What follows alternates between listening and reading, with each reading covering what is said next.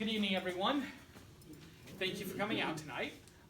It's my pleasure to introduce to you Dr. Adam DeVille. He is an associate professor of theology and the chair of the Department of Humanities at the University of St. Francis. He's here tonight to give a presentation on Catholics and the problem of history and historiography. So if you would join me, let's welcome Dr. DeVille.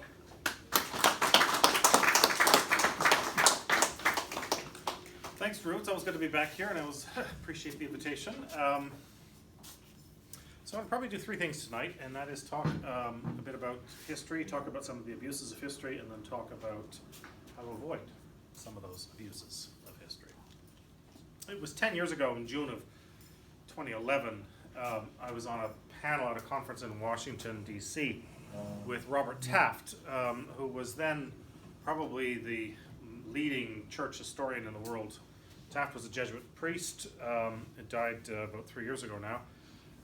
And Taft said something I've never forgotten.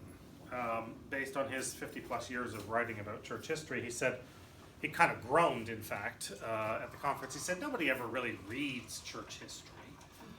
Instead, they plunder it for present felt purposes. They plunder it for what they need or think they need and want in the here and now. Plunder is an interesting verb. Some of the other verbs I think we could use here would be ransack, pillage, despoil, even cherry pick. I find it interesting that what unites all of these verbs is a kind of a clear streak of violence and a selfish selectivity driven by the determination to find what I want to buttress what I've already decided to believe. So history here is not something I owe any responsibility to for a kind of a responsible treatment. I can plunder it, I can hijack it, I can pillage it to take what I want. It owes me everything, I owe it nothing, least of all any kind of charitable treatment. History then exists to serve whatever agenda I might have, whether that's political, social, theological, liturgical, and so on. I would even go so far as to maybe borrow some military terminology and say that the way a lot of us treat history is to regard it as bounty or booty, the spoils of war that will arm us in present battles, whether it's against presidents we don't like or popes we don't like, or periods we've decided are problematic, or cultural trends, or really anything. In this light, I might borrow Clausewitz's famous phrase and say that the plundering of history is just the politics of culture wars continued by other means. So my topic tonight is, first of all, the plundering of history. Second, the problems created by the people who do this. And then third, I want to talk a little bit about historiography. That is the process of writing history. What goes into writing history? Because I think we're often not aware of that process. I'm going to focus primarily on Catholic history, but I'll cast a few sidelong glances at the Crusades briefly, because this is an area that has been grossly misunderstood and misrepresented. And then a little bit about Eastern Orthodox views of their history, and particularly the history of relations between the Orthodox and Catholic churches, especially in the Slavic parts of Eastern Europe. But I don't want Catholics to feel singled out here, because I think, in fact, what we have is a much wider cultural problem of a basic lack of literacy into the complexity and the messiness of history and the process of writing it. And I think that's true across the board of really everybody in this country almost.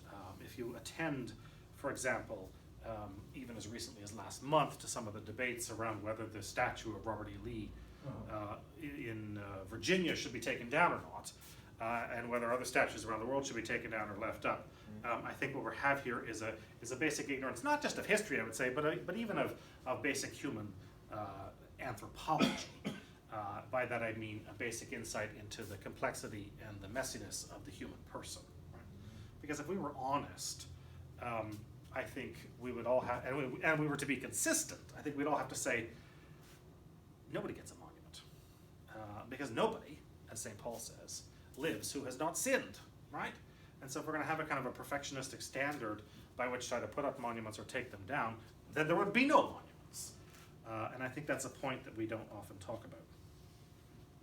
So I became interested in these questions more than 20 years ago, and it was really Robert Taft's scholarship that that led me to look at some of these questions. How do we tell history? How do we tell Christian history? How do we tell history of relations between Christians and Muslims, for example, in the Crusades? How do we tell the history between Christians of various traditions in Europe, especially after the Reformations? Because it's not just handed down on tablets from on high, right? We write the history, and we bring all kinds of biases into that process. We smuggle in all kinds of assumptions. And part of what I want to do tonight is sort of open the door on that world for you to be able to see what goes into writing good history and what goes into writing bad history, to kind of expose some of the biases and then talk about some of the methods we have to avoid some of those biases. Interestingly, just a kind of a little footnote here, my interest in history and its abuses on a wide scale finds an analog in some clinical work that I do with patients in psychotherapy. And so I'll just throw this out for those of you that are a bit nervous about Thanksgiving dinner coming up next week, or perhaps Christmas, when you might have to have conversations with people that you know you don't agree with. Or you might have to have conversations with people in your family who are suffering from dementia, for example. I've discovered in work with patients suffering from delusions in, for example, schizophrenia, that the one thing you absolutely do not do is challenge them. That gets you nowhere. And if you've worked as either a clinician or even just as a human being and a family member with someone who has a mental disorder or has dementia or has Alzheimer's, for example, you might well realize this yourself, that challenging what they believe is a very futile endeavor, and it often gets you frustrated very quickly. Right? My grandfather, in the last years of his life, had pretty advanced dementia, and about every 10 minutes he would be retelling the same story, and you could challenge it every 10 minutes, but it didn't get you anywhere, and all it did was left you feeling frustrated, right? So what you do with people who have false beliefs, whether because of a psychological or a neurological disorder, or because they're just not thinking properly, I find it much more profitable to simply say, tell me more about that, and tell me why that feels true to you. You diffuse the situation a little bit and avoid some of the conflict which you would inevitably get into if you just launch a frontal attack on somebody's delusional beliefs, whatever the source. So just a little kind of technique there that you might find useful if Thanksgiving dinner next week is causing you some anxiety. But I'm not going to go into that because tonight I'm wearing my scholarly hat, not my clinical hat. So what I want to do is attack not the claims of people per se, like, for example, a Taylor Marshall or a Carlo Vigano. Leave that and their arguments aside, but look rather at the underlying structure of how they arrive at some of their claims, right? How is it that they can say with a straight face that the church has been infiltrated by various Masonic, communist, homosexual groups, the so-called St. Galen Mafia, and so on, right? I'm not going to waste any of our time here tonight by talking about that kind of rubbish, but I do want to look at the underlying dynamics that lead people to conclude these sorts of things. The frequently cursed lands of social media today seem to be especially ripe with all kinds of opportunities to misrepresent history, both in its retelling and in its retailing, I would say, because a lot of this is driven, after all, by money. And so we have people who are plundering texts and putting forward views in support of something they've already decided is true, or good, or better. I think we have to pause here and ask ourselves, what's the underlying kind of cognitive psychology here, right? That people conclude. How do we conclude? How do we arrive at something and think, yes, this is true, right? How do I adopt a belief? I think we forget that it's almost never the case that someone presents us with a list of facts about a topic we have strong views on, and I read this list right now and I walk out of the door with a completely changed mind. Right? Most of us don't arrive at initial conclusions that way, and most of us don't change our minds based on that. And so I think we have to pay attention to Cardinal Newman's insight into how people arrive at belief about really anything, including belief in God, belief in church history, belief in the actions of God throughout human history, and so on. It's rarely that I sit down and in a very sort of dispassionate, very calm way, just evaluate the evidence that's presented to me, and I make up my mind on that basis, right? I think we like to entertain that fantasy that that's how we think, but I don't know that actually holds true for most people. So how do we arrive at a belief, whether it's in God, or a preferred presidential candidate, or a preferred brand of peanut butter for that matter, right? How do I arrive at the conclusion that this is good and this is bad, or this is better than this, or this is more traditional than this, or this is more Catholic than this? How do I arrive at those kinds of things? That's a very long conversation that we're not going to get into tonight, but I think Newman reminds us that there's all kinds of factors that go into our arriving at what he calls assent to a belief, right? In his essay, The Grammar of Assent. And many of these we probably don't pay sufficient attention to, right? Your family, right? Your upbringing, your nationality, the languages that you speak or don't speak, right? Your education, your economic status, right? All of these kinds of things contribute to how we think about the world and how we adopt or reject certain views. Now, if you don't believe this claim about how we make up our minds, then just consider for a moment whatever the last major sin was that took you to the confessional. Right?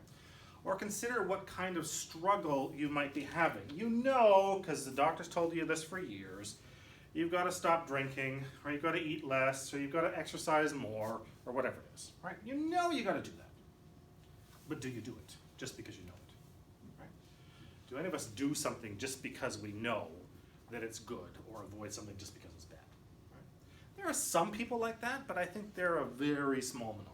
Right? Most of us need more than just a kind of an intellectual insight to help us abandon a particular vice or addiction or bad habit. Right? And so something else, and usually someone else, has to help us through this process. And again, it seems to me the better way is not to attack the person and the beliefs, but to try and find a way to understand them, support them, respect them, and then help them move out of whatever the erroneous set of beliefs really is. You know, we've probably all seen movies and TV shows, I know I have, where, you know, we're going to launch a family intervention for so-and-so because they've got a problem, right? This one's on heroin, or this one's, you know, doing this kind of thing, and we're going to sit down and we're going to have tough love, and we're just going to all confront the person with whatever the terrible thing is they're doing. That almost never works. Again, a tiny minority of people. In my experience, I've only known 2 people where that led them to deal finally with their addictions, but the relationships were damaged permanently. Right? That kind of confrontational, so-called tough love, when you want to get somebody to wake up and realize this is a bad thing you're doing, or this is a crazy thing you believe, that almost never works. So rather than attack them directly or attack the beliefs directly, I want to now list a number of the problems that typically undergird such beliefs. And if we can get people to see the problems underneath them, in other words, that the structure is kind of rotting from beneath your feet, then you have a fighting chance, I think, of helping people to realize, okay, my belief about this particular period of history or this historical topic is maybe not as solid as I thought it was. So some problems in the writing and the telling of history. There are 3 I want to focus on first, and they all come from a man named Vomik Volkan. Volkan is a retired psychiatrist at the University of Virginia who spent his scholarly career studying the psychology of religious and political conflicts around the world. So, for example, the conflict between the Turks and the Cypriots in northern Cyprus, the conflict between Jews and Palestinians in Israel, the conflict between Protestants and Catholics in Northern Ireland, the conflict in the Balkans in the mid-1990s, if you remember those genocidal wars.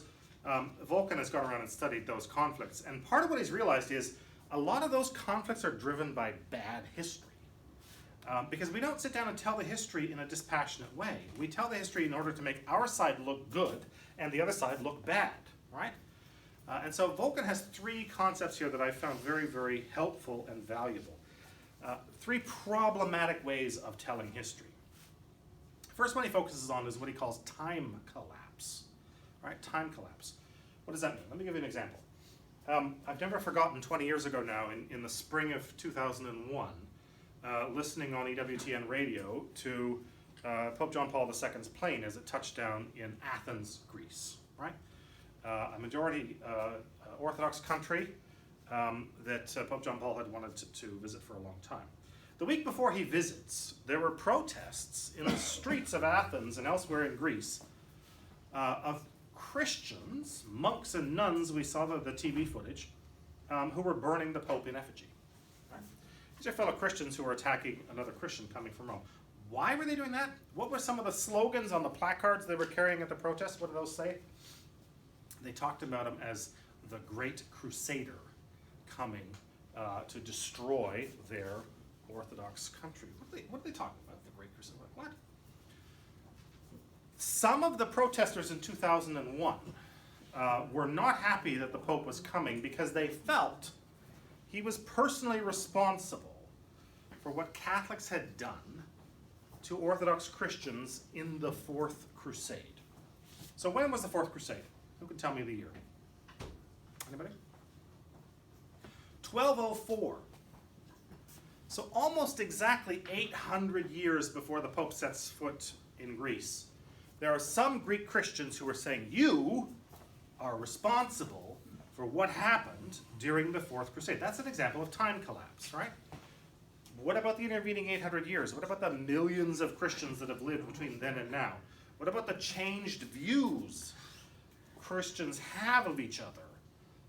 Does that count for nothing? And for some people the answer is, yes, it counts for nothing, right? You are responsible for what happened 800 years ago. That's collapsing time and pretending like nothing intervened in the intervening 8 centuries. Two other concepts Vulcan has that are really helpful. He calls one of them chosen trauma.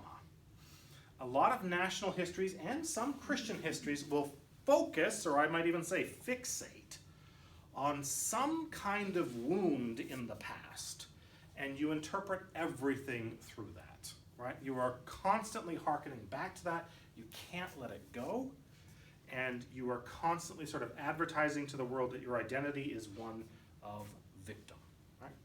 I have a book coming out early next year on conflicts between Catholics and Orthodox in Ukraine and Russia from the end of the 16th century to the end of the Second World War. And this is an area where we see this all the time, right? The Russians, to this day, Russian Orthodox Christians, will still throw in the face of Catholics the events of 1595-96 in what is today parts of Ukraine. What happened during those years was that there were a number of what we would today call Ukrainian Orthodox bishops and churches who traveled to Rome to meet with Pope Clement and say, hey, Pope, we want to get together. The church is not supposed to be divided. We are supposed to be united. Can we find a way forward? And so the Pope said, yeah, come on in. Right? That's how you get Eastern and Ukrainian Catholic churches, for example, today. Some Russian Orthodox still look to 1595 as an example when these poor, besotted Orthodox Christians were tricked by the Jesuits and by the Pope of Rome into signing this union with the Pope. And for them, that's a wound, right? The Catholics came across Western Europe into our territory, and they stole a bunch of our people, right? To this day, because I've had conversations as recently as 2016 at conferences with Russian Orthodox bishops and scholars, to this day that's still held up as some attack the Catholic Church made on us. Again, time collapse, right? That's more than 400 years ago, and isn't that enough time to kind of get over it?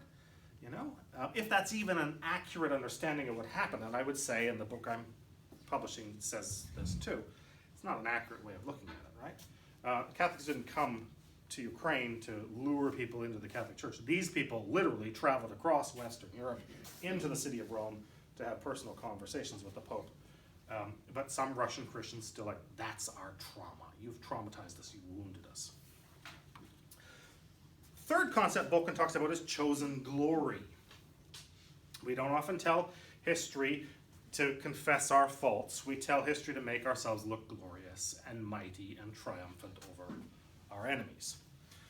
One really interesting example of this is the 6 volumes of history/memoir that Winston Churchill published at the end of the Second World War. The 6th and last volume, detailing the last year of the war, comes out in 1951. Who's about to take office here in this country in 1951? Who remembers your presidential politics? Eisenhower, right? Who had Eisenhower been 5, 6 years before that? The leader of the invasion of Western Europe, right? D-Day, right? So Churchill is finishing the book just in the aftermath of the, was that 51 or 52 election, whatever year that was, right? That Eisenhower becomes president? 52, I guess it was. So he shades his history of the Second World War to curry favor with now President Eisenhower. Right? Because Eisenhower, of course, had been the general who led the Allied armies, the Supreme Allied Commander in Western Europe in 1944. And Churchill wants to make sure that he gets lots of really positive attention from him, because Churchill is very concerned about maintaining the special relationship with the United States. So what you get is pages and pages and pages in this book praising Eisenhower to the skies, right? That's chosen glory. He's choosing to glorify Eisenhower for present political purposes. The flip side of that is that he severely downplays the people who really won the war. And who were they? The Russians. Right? The Russians lost more people than everybody else on the Allied side put together. More than the British, more than the Americans, more than the Canadians. The Russians lost millions of people. And Churchill gives them about a page and a half in the book. Right? Chapter after chapter, how great Eisenhower is, and he's the savior of Western Europe and won all this stuff. The Russians really won the war. And that's still today not sufficiently appreciated. Churchill himself, earlier in the book, did realize that. In June of 41, when Hitler turns and goes east into Russia, Churchill's on the phone to FDR shortly thereafter, that following morning, saying, we know it's going to be a long haul, but we know ultimately the outcome of the war. We're going to win, because there's no way he can fight a war on 2 fronts, right? But then he proceeds to totally downplay that. The Russians bled the German army dry, right? The Americans didn't do that. The Canadians and the British didn't do that. The casualties in Russia were much, much greater. But Churchill chooses to fixate on the glory of Eisenhower because of politics in 1952, not because of the history of the war 7 years before that. So those are some things we see in poor tellings of history, right? Make one side look glorious, another side look terrible or wounded, and we pretend that the intervening decades or centuries just somehow are all kind of collapsed in on themselves, and none of that matters. Some other things that I think we see in poor renderings of history, Christian history as well as other history. There's no self-interpreting or self-evident truth or proof, right? You can't evade the interpretive act. I know some people, even to this day, you can find them on the internet, who think, well, I'm gonna nail down this list of things here, right? This list of quotes from papal encyclicals, for example. And that's gonna prove my case, right? As though this piece of paper is going to decide the issue for me. There's no avoiding the problem of interpretation, right? There's no self-interpreting text. We have to get involved. We have to read it and decide for ourselves what to make of it. And maybe we don't want to make anything of it. And I'll come back to that point a little later. Intellectual genealogies. This seems to be a fad, even at high-level academic conferences I've gone to over the last decade, and even at a more popular level. People get involved in this kind of rabbit chase. Well, I know so-and-so read so-and-so, and so I'm going to trace out this whole chain of associations and say, see? Because I know he read this book at one point, this proves that he thinks this, or that he's secretly a thinker like this. I think we're all old enough in this room to remember, except perhaps for Drew, the 1978 Papal Conclave, right? One of the things that was in the newspapers, I think the New York Times, after the election of John Paul II was, what kind of book did he have on his bedside in Rome during the days of the Conclave? And there was some suggestion that he was reading a book of Marxist theory, right? That's the kind of thing that a conspiratorial mind will seize upon and say, well, see, it just proves the Pope is actually secretly a Marxist, right? Or a communist, right? John Paul was a philosopher by training, right? Marx was a philosopher, right? Marx is a very, very prominent philosopher. Whatever you think of Marx, any self-respecting intellectual, as John Paul was, is going to read the guy, right? If only to know where the problems are or what the errors are you want to refute. Just because you're reading somebody, I mean, if I surveyed you now, what kind of books do you have on your bedside? Does that necessarily prove anything about you? Maybe you just happen to like the book. You totally disagree with the premise of the book or the author or whatever, but it's a fun book to read, right? Does that necessarily prove anything? So when we trace out this, well, I know you read so-and-so and he was influenced by this person and that said this about this person, so therefore you're this kind of person, I don't think that those genealogies are actually very helpful. The other point here I would mention is one that any good social scientist will tell you, which is that correlation is not the same thing as causation, right? Just because I can correlate two ideas together does not mean that the one caused the other. This is a problem in medical science, it's a problem in psychology, it's a problem in psychiatry, right? I mean, I just, on Friday had to go for my annual checkup and the doctors changed one of the antihypertensives I'm on because high blood pressure runs in my family.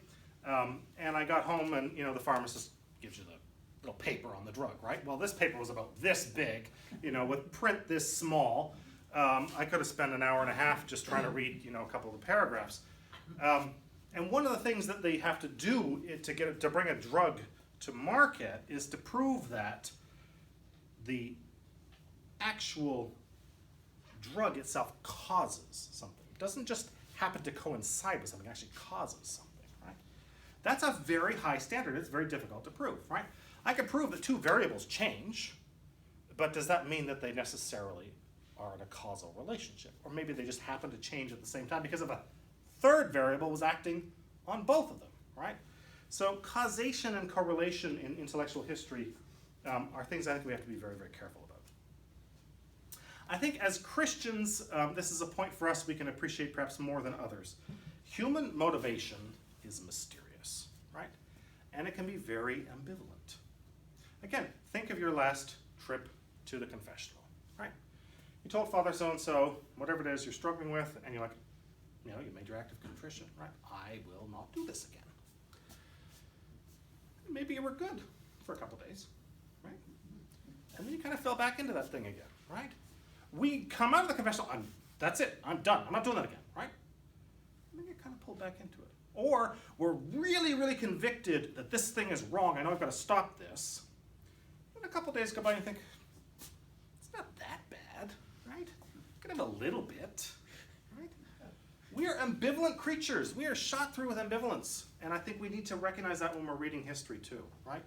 History is not written by people that are absolutely convinced and convicted, and that's it. Human beings are ambivalent, and history, I think, should recognize that. A couple of other things I'll just mention here. Change is not always bad, right? We have a tendency to say, well, things are much worse today, right?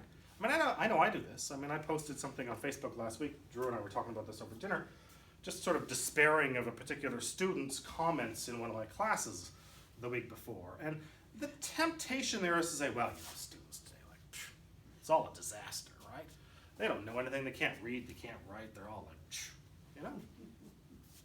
But that's not always the case, right? I have some really wonderful students, right? And I have a lot of mediocre students in the middle, and then I have some that are really bad, right? And in some ways, the really good ones, I think, have changed for the better than in the past. I've been teaching for 23, almost 24 years now in 3 different countries. One of the things I have noticed a lot, even in the last 10 to 15 years, is that students today, in some ways, have changed for the better. One of the things I noticed, for example, is that it's a much easier case with a lot of young people today to get them to see why abortion is wrong.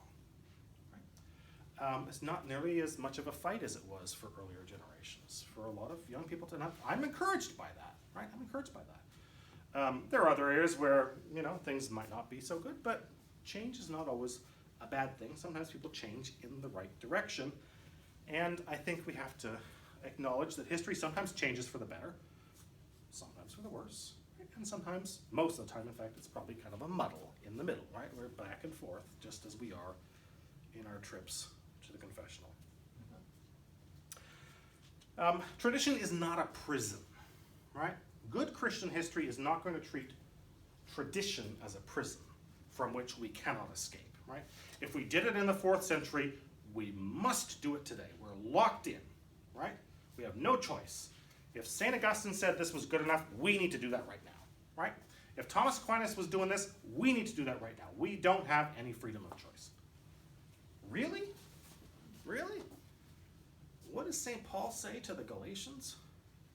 For freedom, Christ has set you free, right? For freedom, not for slavery, not for prison, for freedom, right? And that freedom includes your mind to think.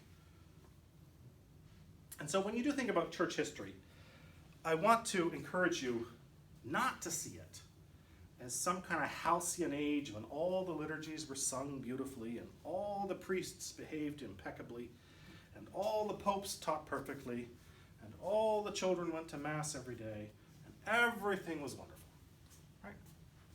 That's a fantasy of a past that never existed, right? That's a fantasy of a past that never existed. So the past is not some golden age, and then here we are in the present in some ditch, right? Some mud-filled, filthy ditch where everything's terrible. I think the other thing we have to remember is in the aftermath of every council in church history, there's been a mess. Right? Every single council. You go back all the way to the beginning. It's been a mess. So were things a mess after Vatican II and have been for the last 6 years? Absolutely. But go back to Nicaea I in 325. Far bigger mess than anything we're facing today. Right? Go back to Nicaea II in 787. Far bigger mess than anything we're facing today, right? Look at the Council of Trent. Council of Trent was such a mess, the whole thing almost collapsed in failure on a number of occasions, right? Today, a lot of Catholics, if they know anything about the Council of Trent, like, that was the glory days, right? This is when we told all the Protestants they were going to hell, and this is a great time, right? We organized the church, we were on the move, right? He asked the fathers of Trent what they thought of it. Many of them didn't think it was going to survive, right? So it's not the past that we think it is. We need to stop romanticizing the past. We also need to stop rubbishing the present, because God is active in every age. God is active in every age. And so this brings me to my final section, which I'm just going to kind of stipulate in sort of propositional form, and then we're welcome to open the discussion up afterwards. I call this sort of rules for Catholics both writing and interpreting history. And again, we can come back to these in more detail in the discussion afterwards. So I have, let's see, I think I've got 9 of these here. First one, back to the point about freedom, right? Freedom is paramount. We remain free to change. We can't forget that, right? Just because something was done at a certain age doesn't mean we have to do it today. Christ gives us the freedom to decide. And so back to Robert Taft, he had another phrase that I've often used. History, he said, is instructive but not normative. Right? In other words, we can learn from the past. It can instruct us. It can enlighten us. But it does not dictate to us what we should do today. Right? We still have the right and the freedom to decide. So freedom remains paramount. You don't get away from freedom, and you don't get to run away from freedom either. Right? Lots of us, unfortunately, prefer to do that. We would prefer to assign the decision to some past pope or document or period and say, well, see what they did? And moreover, look, this person's a canonized saint, so we must have to do that. Right? Says who? Says who? Right? We still have the right to decide. Think of the opening words of the homily of the new Pope Benedict in 2005. What does he start by saying? He says the church is alive. Right? The church is alive. The church is a living organism. We're not held prisoners in the past. We can make decisions in the present, here and now.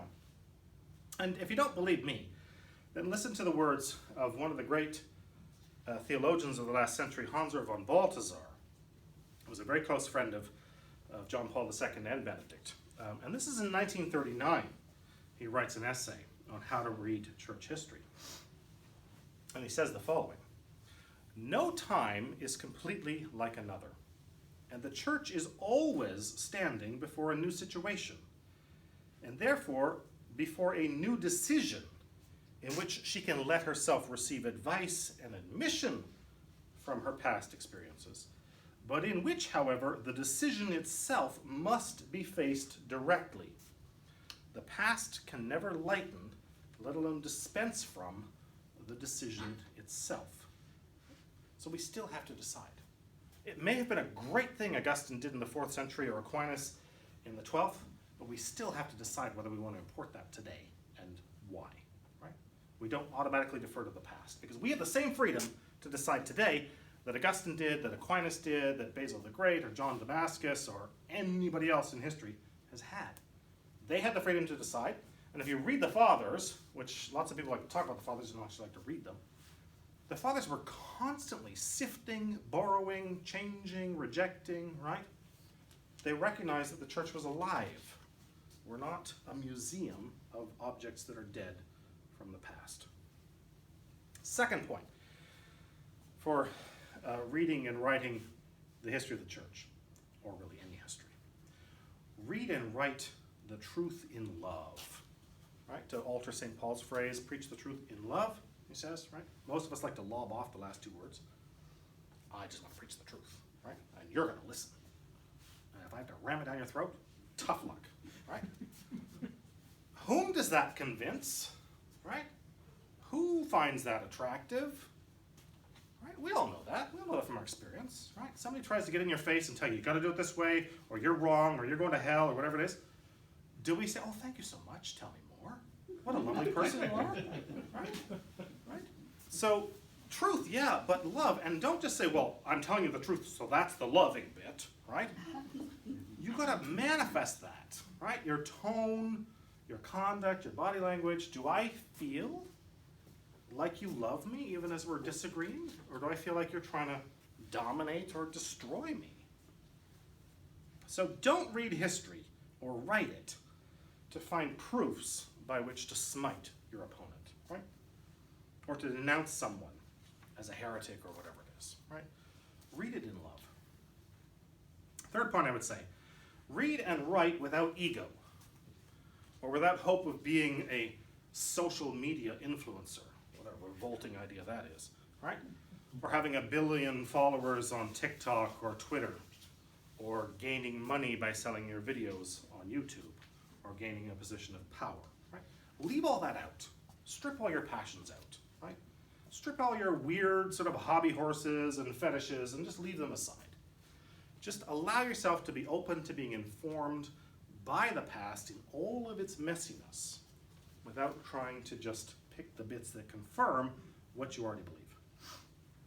And so that leads me to my fourth point. Don't cherry pick or proof text, right? Don't just select one little sentence from, a 5,000 word document that some pope wrote and quote that and leave the rest out, right? Give people the full version. Let them read the whole thing in context and then decide what it means. Fifth, reject all totalized and totalizing explanations. What does that mean? Reject anything that purports to offer you an explanation of everything, right? The whole world. Some kind of theory that explains 1,000 different problems, right? Some kind of drug that's going to cure everything from headaches to impotence to cancer. We'd probably be a little skeptical about that, right? We'd be like, really? You're going to do all that in one pill? Same for your theories, right? Don't take some kind of theory that is going to tell or retell the whole history of the Catholic Church or the papacy or of America or whatever it is through one kind of explanation, because it's just going to oversimplify. Again, reject the inclination that an intellectual genealogy really proves anything, right?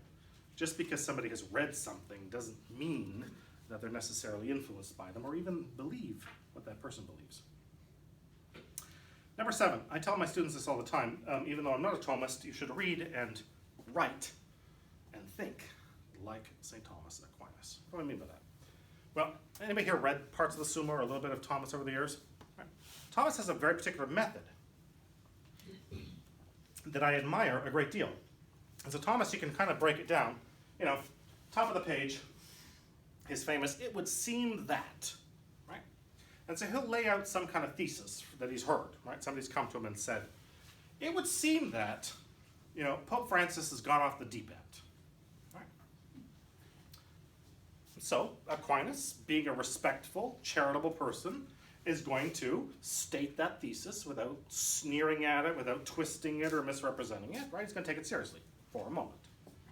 It would seem that, here's his thesis statement, right? And then he'll adduce 3, 4, 5, however many reasons in support of that statement at the top of the page, right? And then you get the sed contra section in the middle, the on the contrary, right? So this is where Thomas is starting to turn things around. So he's telling you what what Drew says up here. It would seem that Drew believes this, right? And he gives all the reasons for Drew. And the hallmark of a good Christian scholar is that Drew can pick up this page and say, that's exactly what I believe, right? That's exactly what I believe. You've not misrepresented it. You've not twisted it. You have listed what I believe, right? In a fair-minded, charitable fashion. And then you get to the sed contra. That's when I begin to dismantle what lies above, right? But on the contrary, I tell you, Drew's belief is wrong, and here are the reasons for that. And then he gets to the conclusion at the end, which he kind of knits it all up, right? That's the way to teach and write and preach in love, right? It's not loving to distort your enemy's position and turn it into a grotesque, right? Turn it into a caricature or a stereotype. I should be able to look at something with a person I know we do not agree on some fundamental issue, but I can state their views fairly, charitably, accurately, and they can state mine fairly, charitably, and accurately. Right? If we can do that, I think we're thinking and writing and reading like Christians. 8th, remember Chesterton's distinction between an argument and a quarrel. Right? An argument, Chesterton says, is a great thing. We should have arguments all the time, every day. Right? A day without an argument is a bad day. A lot of us are like, what? What does he mean by that? Well, an argument for Chesterton is a debate about ideas, right? It's not personalized, and it doesn't get nasty, right? Which is unfortunately what most of social media seems to do. So Chesterton had this famous relationship. Who here's read much of Chesterton? Anybody? A little bit about Chesterton and all? So Chesterton had this famous relationship with George Bernard Shaw. Right? I don't know if anybody knows Shaw at all. Shaw was a very well-known playwright of the early 20th century. So here's Chesterton, right? Big, huge guy, weighs like 400 pounds, loves his beer and his steaks and his cigars, like, right? Catholic. Very different from Shaw, right? Shaw's this skinny little stick of a man who's a vegan, a teetotaler, right? Doesn't drink alcohol of any sort, doesn't eat meat, doesn't smoke. So Chesterton does all those things. Shaw's is kind of mirror opposite.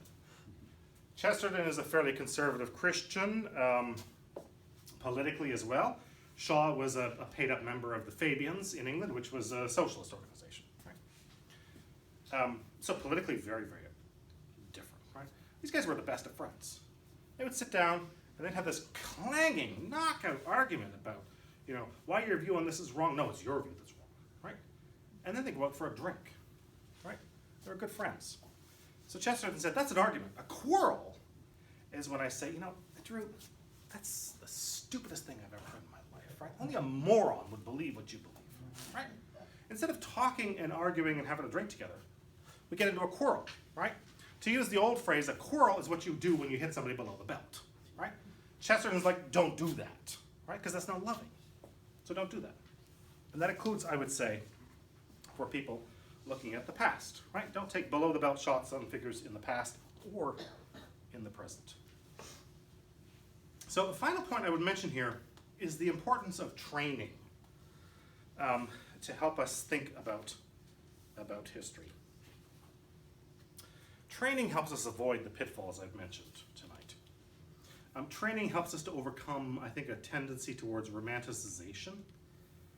Training for the Christian is training in humility, modesty, self-awareness. Right? Again, if you're going to confession and you're doing it right, you're going to be developing these virtues, whether you're consciously working on them or not. Right? Because going to confession, especially when we go back again and again with the same struggles, should awaken in us a realization that I am very weak.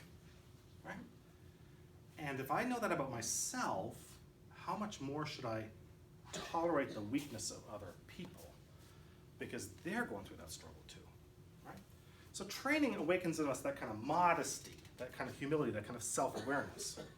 And so before we set out to talk about thousands of years of history or some vast topic and sum up all the knowledge, just be mindful of the messiness and the complexity of your own life. Right? Never mind trying to tell the life of a 2,000-year-old institution like the Catholic Church. Life has gone in all kinds of ways.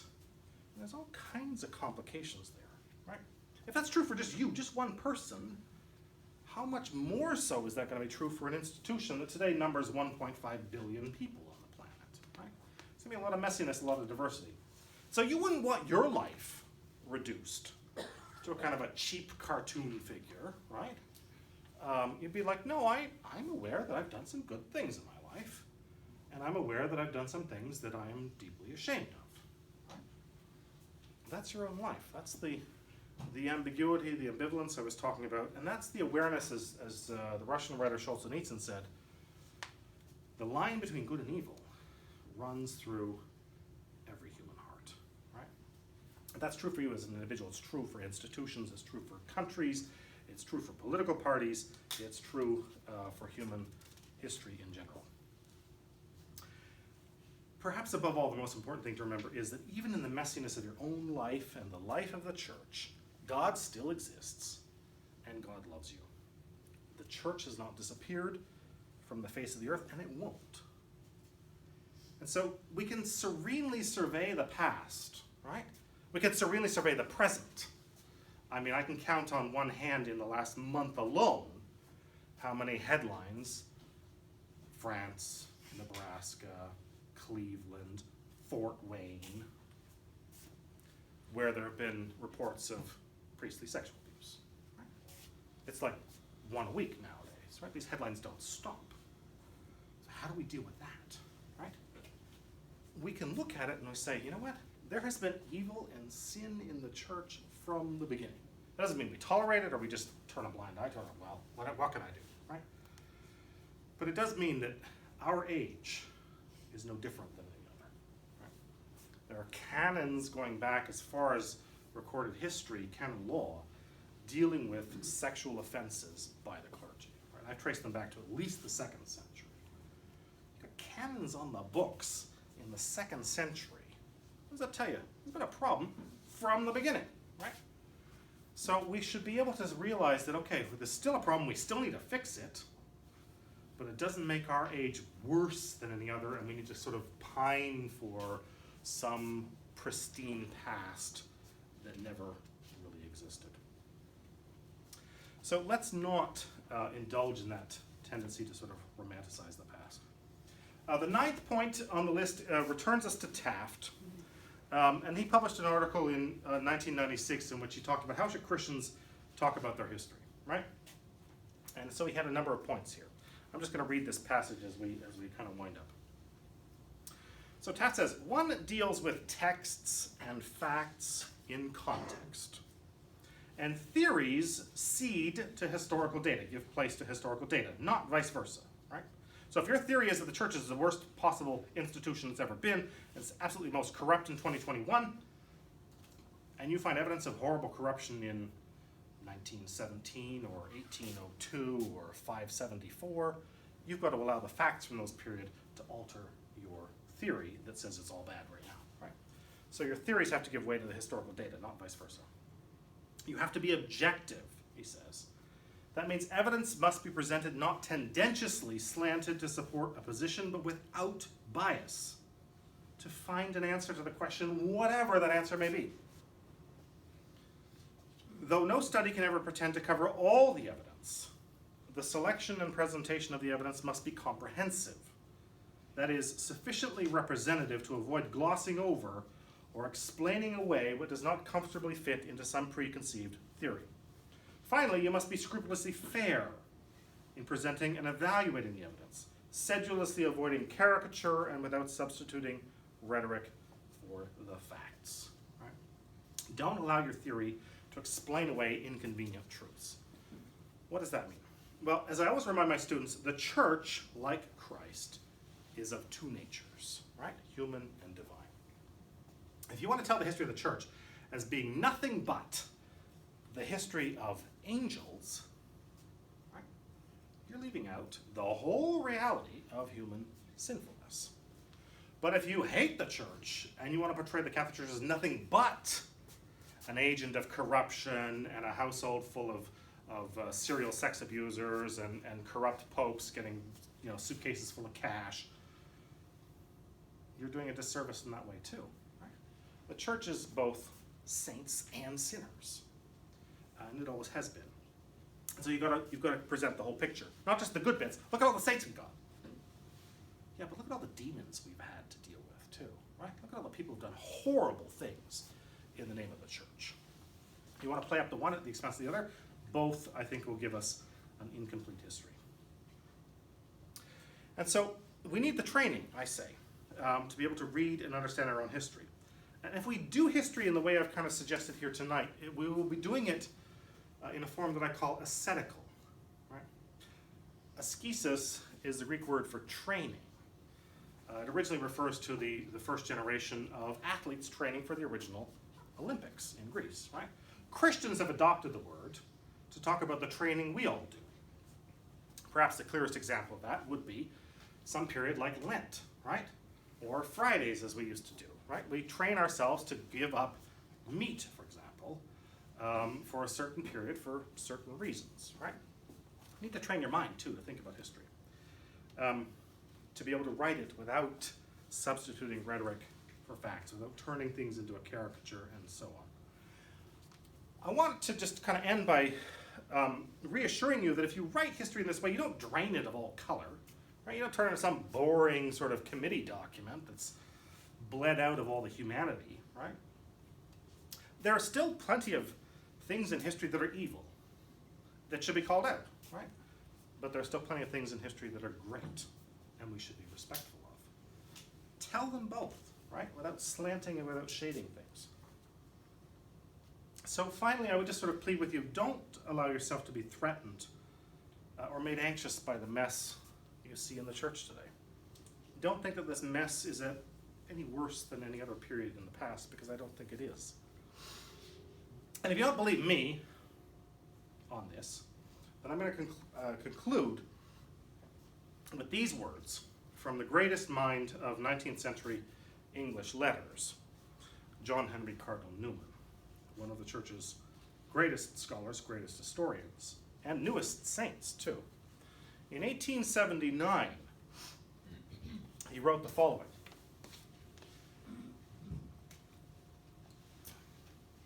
In Rome, when he was being made a cardinal. And I'll end with this. Christianity has too often been in what seemed deadly peril that we should fear for it any new trial now. This much is certain. On the other hand, what is uncertain, and in these great contests commonly is uncertain, and what is commonly a surprise when it is witnessed, is the particular mode by which Providence rescues and saves his elect inheritance. Sometimes our enemy, by divine providence, by God, is turned into a friend. Sometimes he is despoiled of that special virulence of evil which was so threatening. Sometimes he himself falls to pieces. Sometimes he does just so much as is beneficial and then is removed. Commonly, Newman concludes, the church has nothing more to do than go on in her own proper duties in confidence and peace, to stand still and see the salvation of God. Thank you.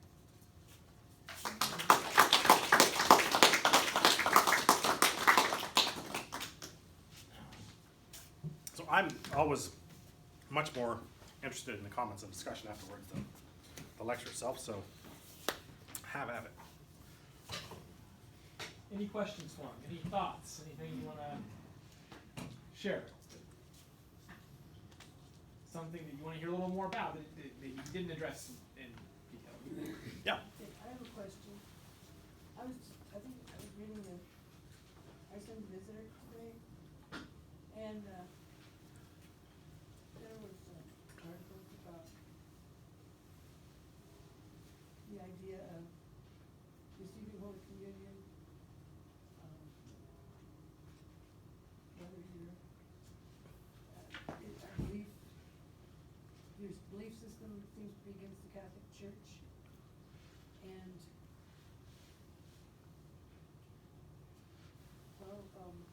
during, down through history, we were just be in a state of grace and go to confession, make sure you're clean, and they receive Jesus, and it's kind of been historically the rule, and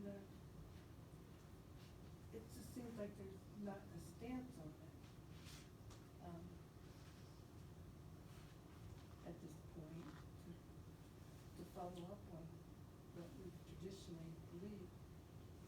And there was an article then about Archbishop Sheen, and he was back in the mid-50s, and he had a quote. I wish I could. It's probably about a quote, and he said, if there's a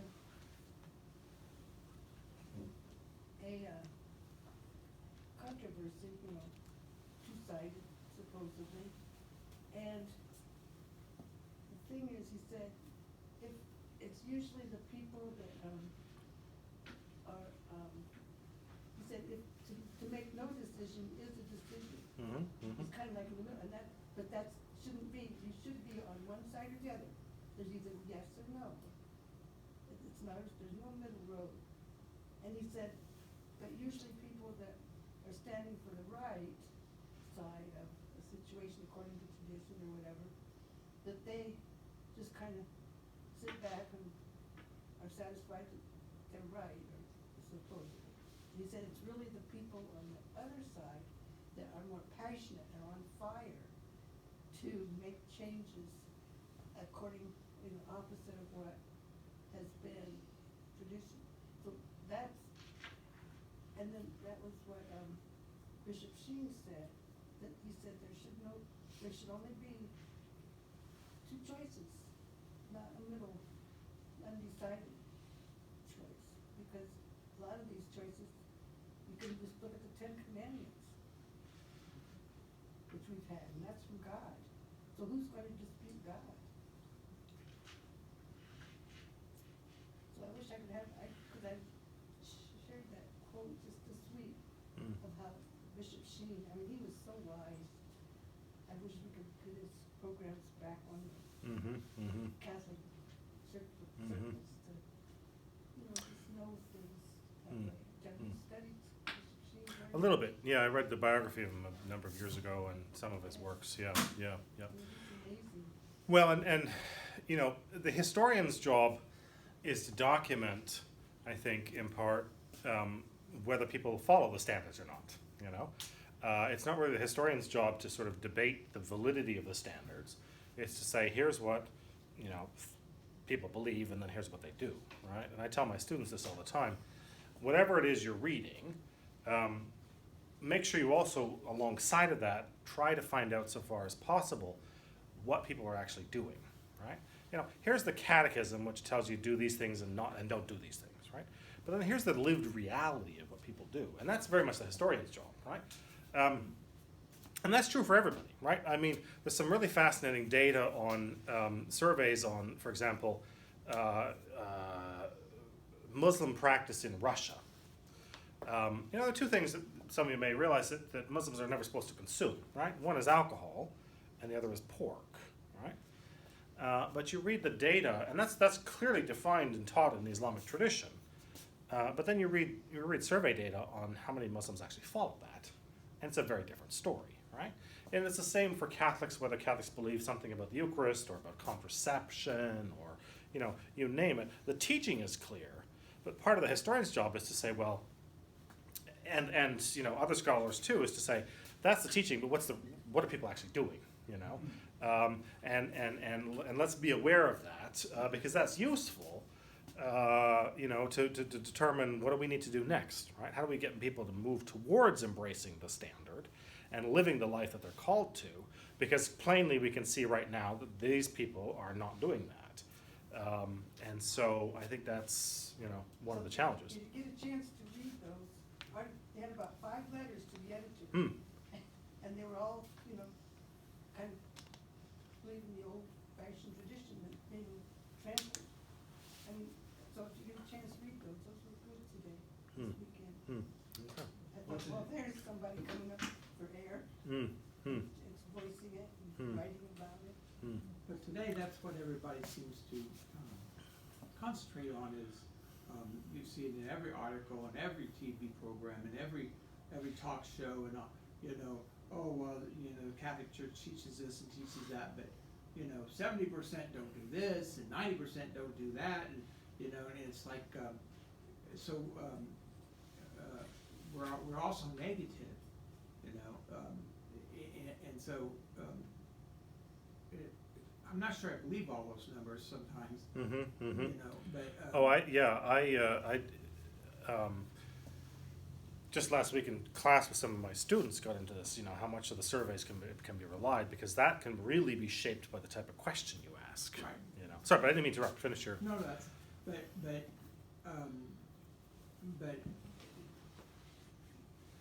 so history can build those kind of things, but somehow the church, I don't know how the church is supposed to stand steady against that kind of publicity, if you will. What you're saying is that at 2021, the church fell apart after all the news media things, and we can't stand anymore.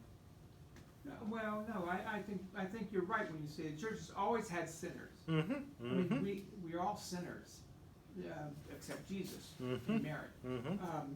But they didn't have in previous times. They didn't have the media stuff that we have now, and so I think that the church is in a different mode of danger, if you will, than it has ever been. No, and I think that's a really important point. I think the level of attention, I mean, like I said, I just rattled off 5 reports of sex abuse in the last month, right? I don't know. I mean, I've written books about this. I do clinical work on this. I don't know that I need to know all of that, because one after another, constantly, it weighs on you after a while, And so I'm not saying we turn a blind eye, we go back to a position of being totally ignorant. But I think your point is a really important one.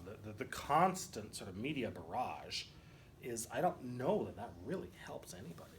In fact, I think it puts a lot of us, many of us probably last year when lockdown first hit in March, I know I did, learned a new phrase, doom scrolling. Yeah. Everybody heard that, right? What are you doing? It's like, oh God, more deaths, Does that help any of us?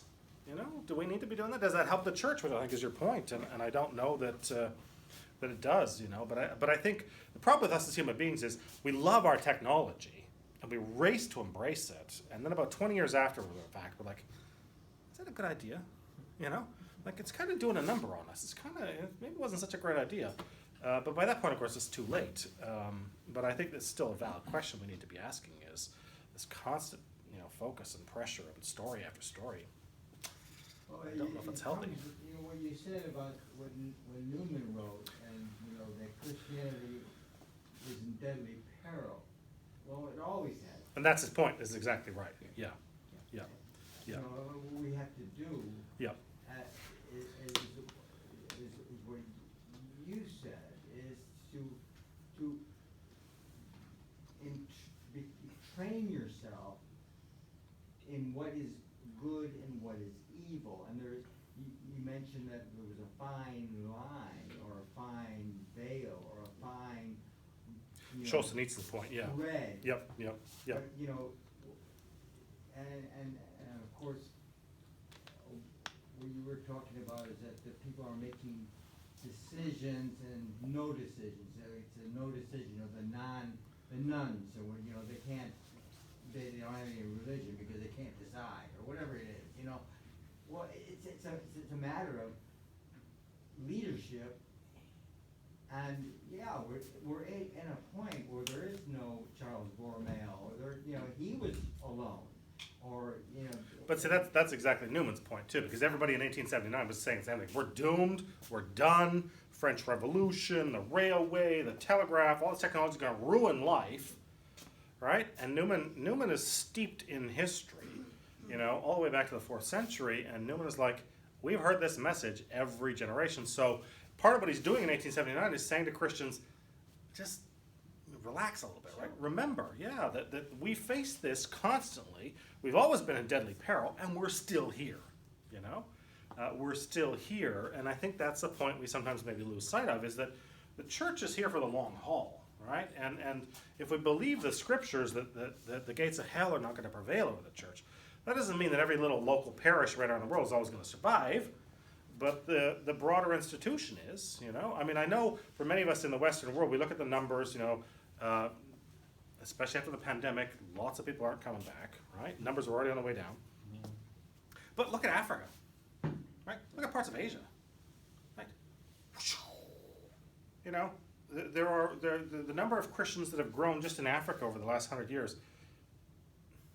Nobody 100 years ago predicted that, right? There's also leadership. Well, yeah, I think it's a whole bunch of factors. I don't think it's just one. I mean, I think there's all kinds. There's economic factors. You know, one point I think Christians in this country don't pay enough attention to is we bemoan the decline of parishes and numbers and so on.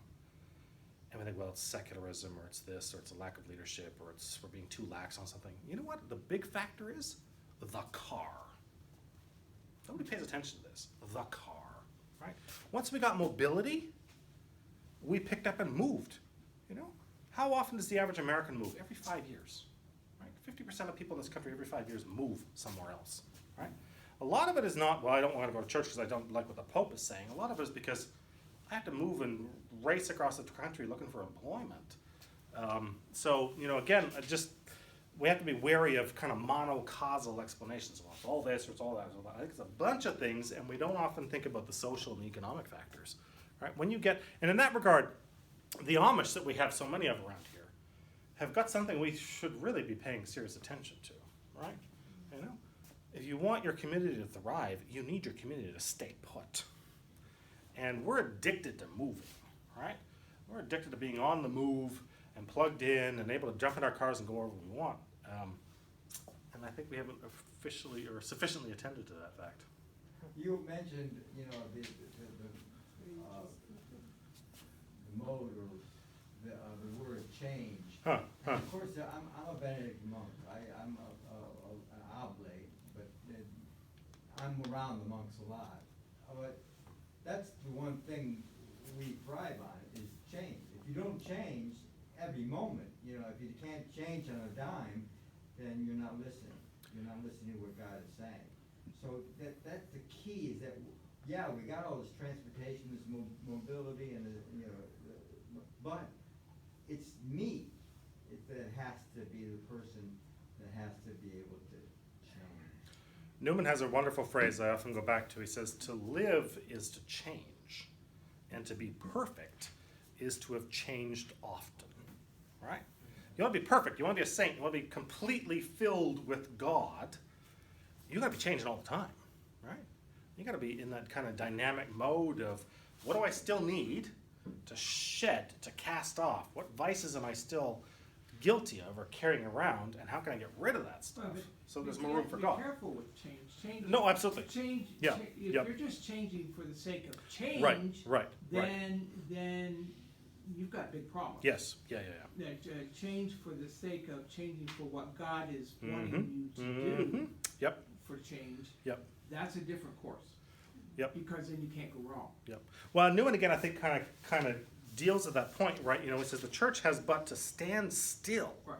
and see the salvation of God. There are some areas where we don't need to change, or we shouldn't change, Shouldn't right? change. If this is good, if this is bringing us closer to God, then hang on to that practice, right?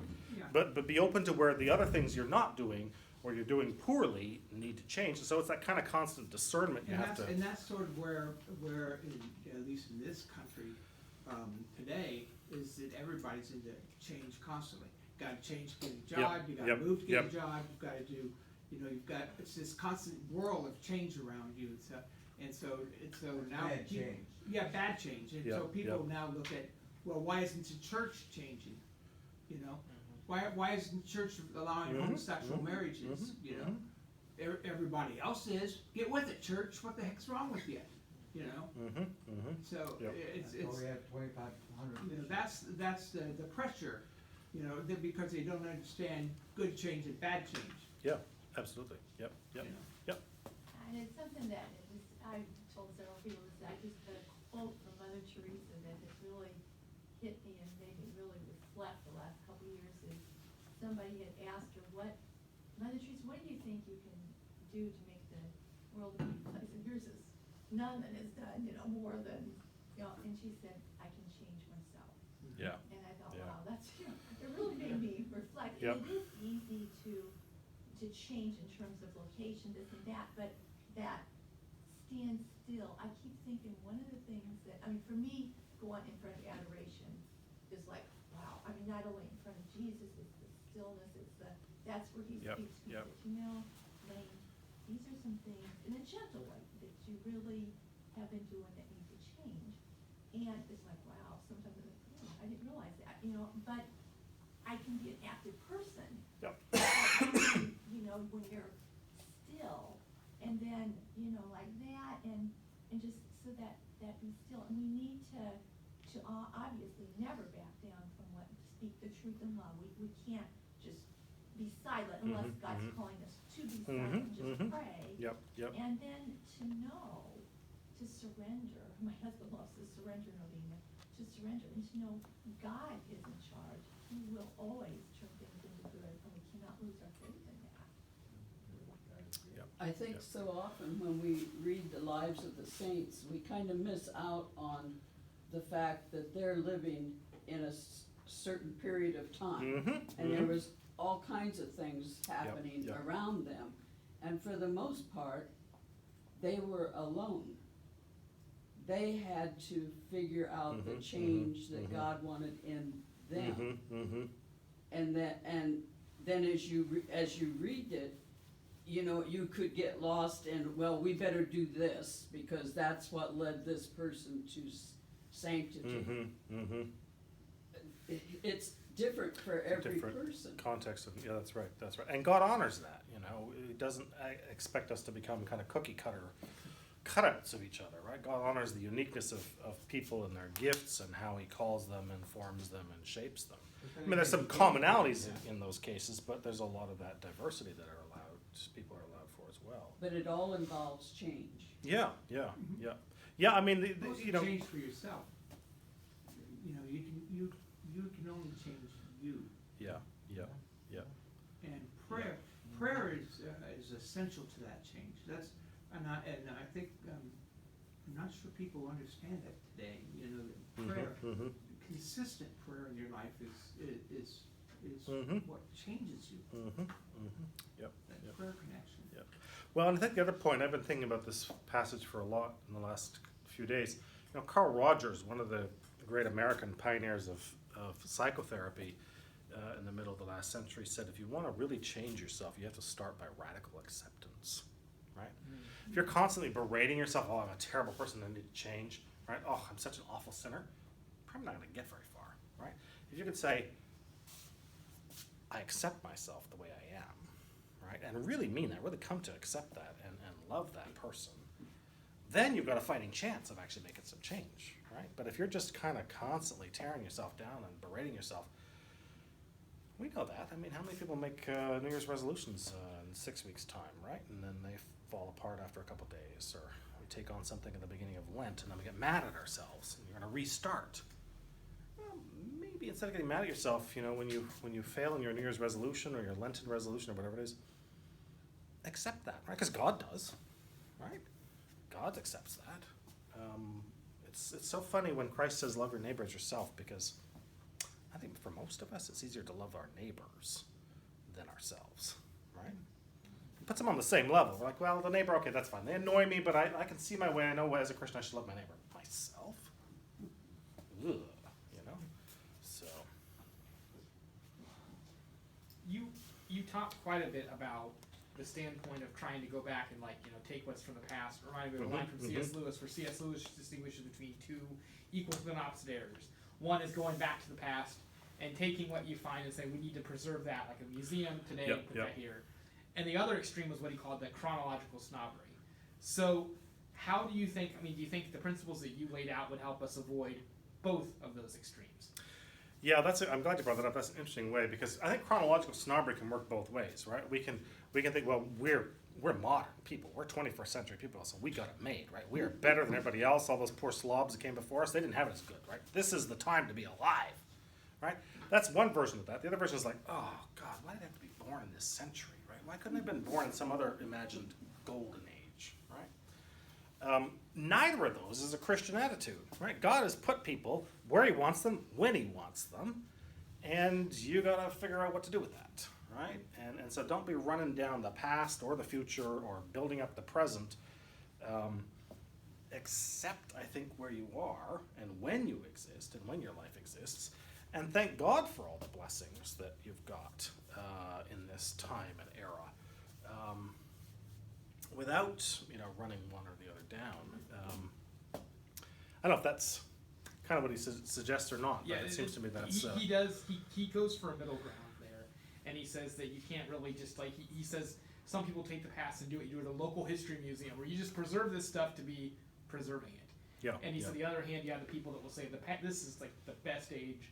And I kind of wanted to go on to that and ask you about this. One, I've had a discussion with several of my friends about when we're reading history, and we're reading back, and we're trying to make, judgments about people, because you have to make when you're writing absolutely, history. absolutely. Yep. So you get someone like Thomas Jefferson, or name any historical figure that's been popular lately, where they look back and they're like, well, this person was a terrible person. They owned slaves, or the people from Europe were terrible because they came over and they conquered people that were already Native here. Americans. Or How do whatever, we avoid looking back to the past and expecting them to have the exact same viewpoint that we've developed today through a process?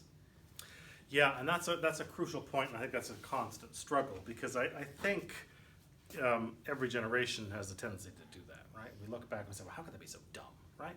I mean, in the 90s when I was a grad student, one of my roommates was in med school. He's now an emergency room physician. And he was saying, he said, you know what, you look at, if we could forecast medical history 200 or 300 years down the road, they're going to look at what we do for cancer in the late 20th century, and they're going to be horrified. Right? He says, what is chemotherapy? We're basically pouring poison into your body, hoping it kills more of the bad cells than the good ones, and that you're still alive at the end of the process. Right? It's like, surely as medicine develops, we're going to think, what an awful thing to do, right? And I think he's right, but we don't know any better right now, And so I think we have to allow that, again, that kind of a bit of humility, a bit of modesty here before we rush off to judge the past. And I'm not saying, abandon all judgments about history and become a total sort of mindless relativist. No. There are still clearly things that have to be called out as evil whenever they happened. Yes. But I do think that we need to have, think of the best experience you've had with a confessor, right? You knew walking into the confessional that you had done something wrong, right? You didn't need Father so-and-so to yell at you. You didn't need him to kind of lay down the law and say, well, on page 27 of the Catechism, you are guilty of this, right? Like, you knew that, right? So he doesn't let you off the hook. He says, so don't worry about it, go. I'm not going to give you absolution, you didn't do anything wrong, right? It's still a sin, right? You still confess it, you get absolved from it. But the way in which you treat it, I think, is different. And I think that kind of, pastoral attitude is one we could apply on a wider scale when we look at the past. And we say, well, yeah, it was terrible you owned slaves, or you did this, or you did that. But what was the context? What other things did you do in your life that may have been quite good?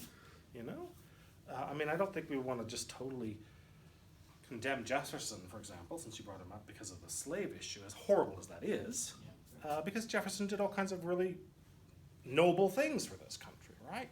And so the Christian mind is the mind, should be more than any other mind, that can weigh things and say, we're all sinners in the eyes of God, and some of these things you did were terrible, but that is not preclude the good things you did that we also want to celebrate, right?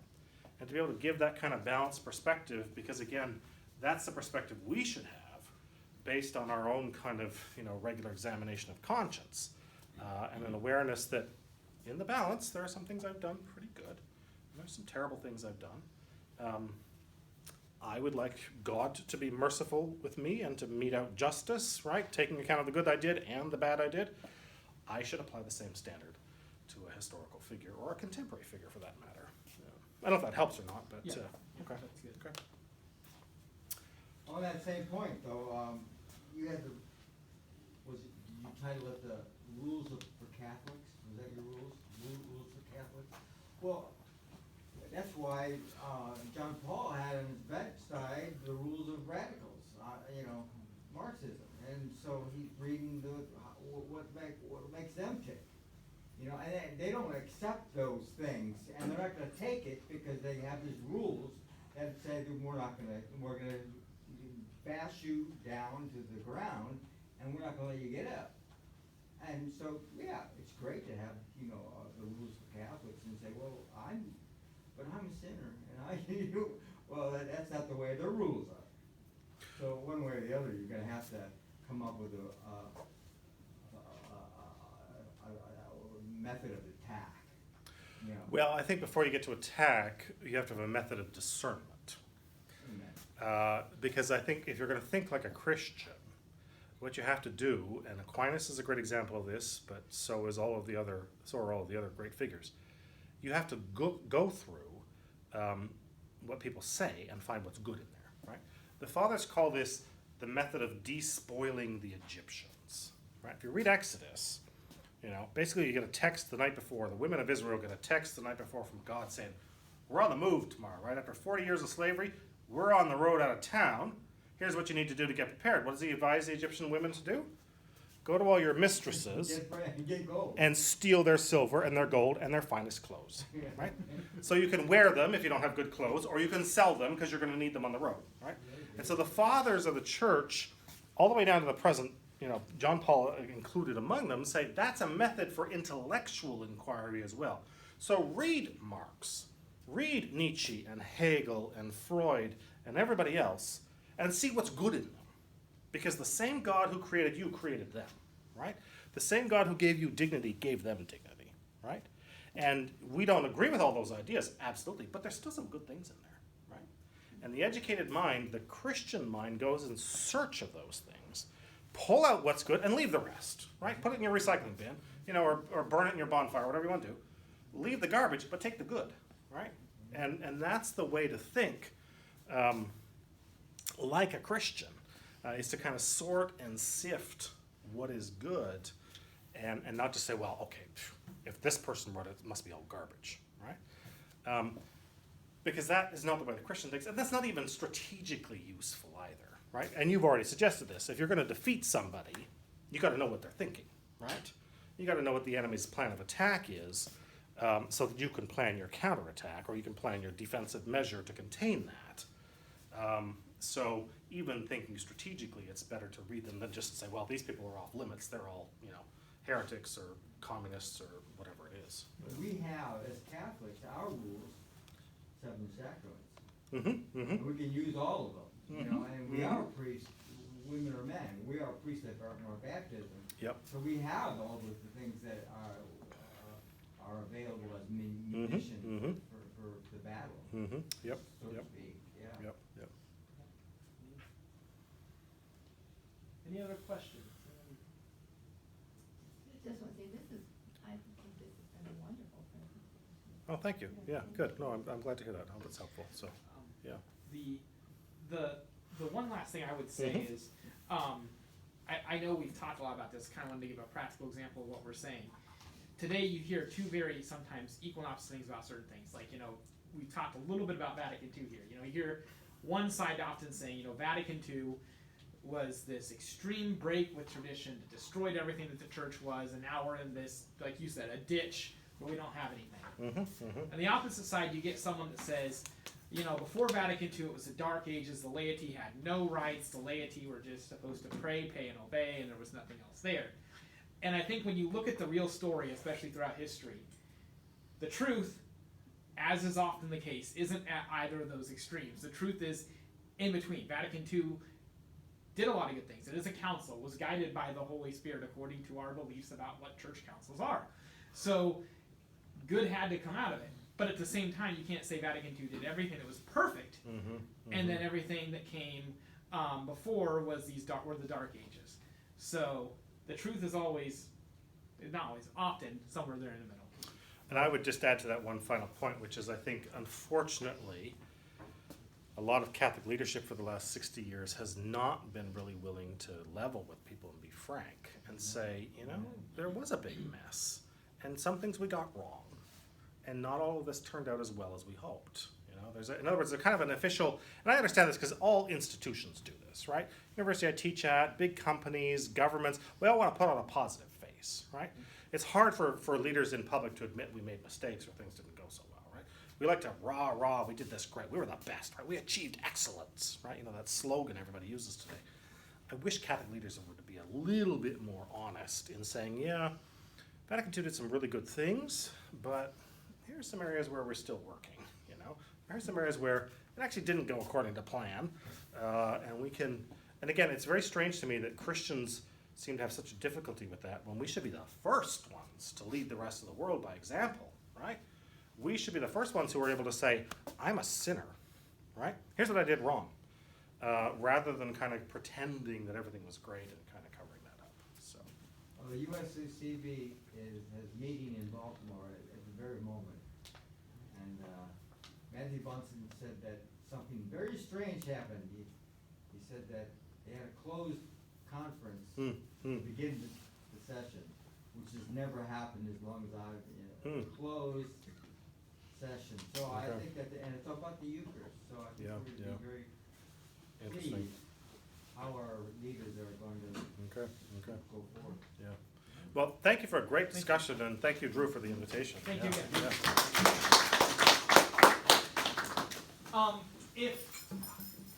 If someone wants some pizza, feel free to put some pizza on a plate or two and take some home, please. Again, this was for the movie night, and we had fewer people than we expected, and there's still quite a bit of pizza left, so feel free to take some pizza home with you if you want. We have bottles of water if you want one for the road. Thank you very much for coming. Adam, I got pizza. You gotta take those things.